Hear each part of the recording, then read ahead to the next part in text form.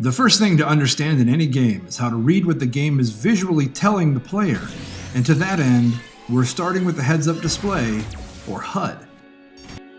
The first thing we'll cover is team health, and in order to understand that, you also need to understand the concept of suit cost.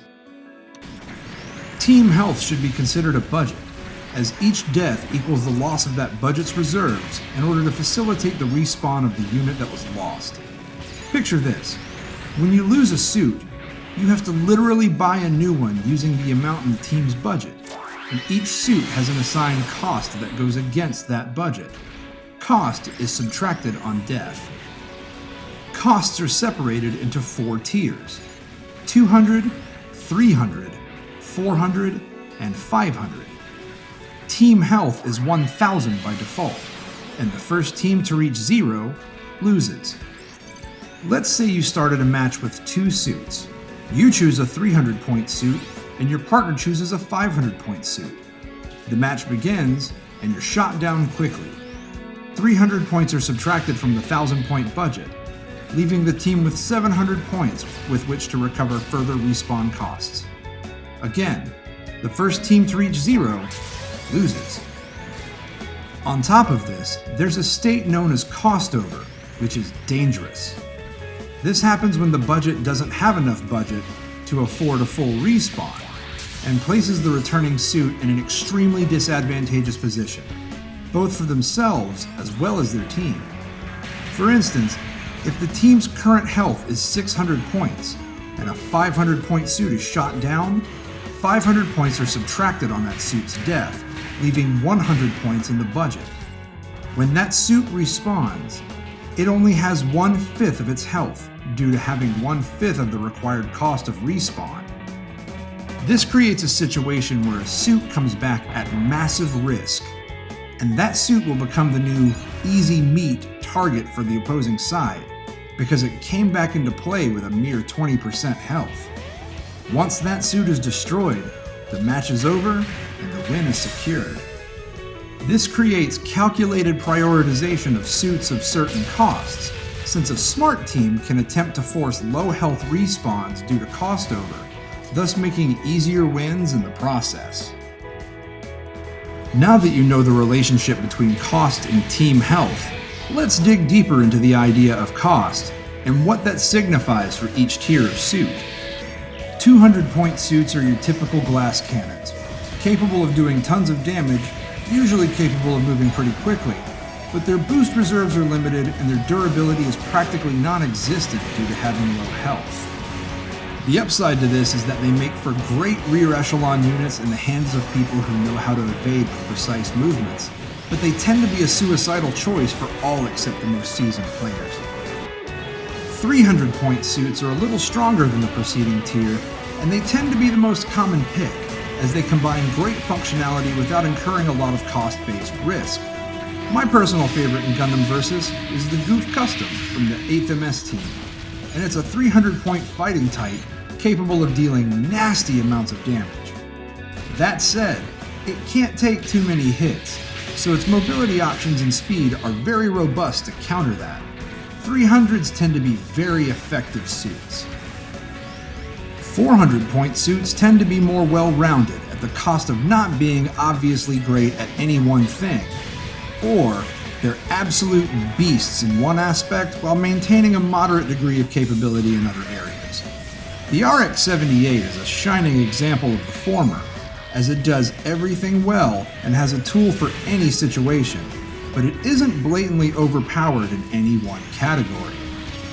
Many players trade power for cost by sticking to the 400 range, as they can serve as a stronger tank-type damage sponge than the preceding 2-point classes, without bankrupting the team health budget with 2 deaths. 500-point suits are the big hitters. These suits have the most health, the most boost, and the best weaponry, at least on a general basis. The drawback to this is their massive cost of respawning, which equals half of a team's entire 1000-point budget. Losing a 500-point suit is catastrophic and immediately puts most teams on their collective back foot. Worse still, losing a lower cost suit before losing a 500 is the fastest way to ensure your strongest suit comes back in a cost-over state, which is what most seasoned players actively try to force. With this in mind, taking out a 500-point suit head-on is a daunting task, as their price usually translates into being able to outgun and outlast their competition. At the top right of the screen, we have the radar, which shows all allies and targets and their relative distance from the player.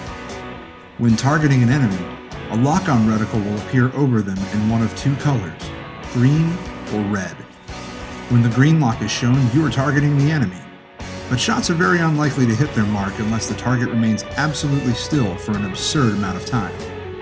When the lock reticle is red, all shots will guide themselves toward the enemy and will hit if they fail to boost dash or sidestep. The closer you are, the more likely the shot will land, since the projectile will require less time to reach its intended target. The red lock range varies between suits, as some suits fire higher velocity shots, and said shots require less time to travel greater distances. When locking on, you will notice the enemy suit's name, the suit's remaining health, and a letter signifying their selected gear type. If you are playing in an online match, you will also see player names underneath. From there, we have the ammo count for all weapons and strikers. Ammunition will replenish over time, and some weapons may require manual reloading by pressing the shot button to load the next magazine.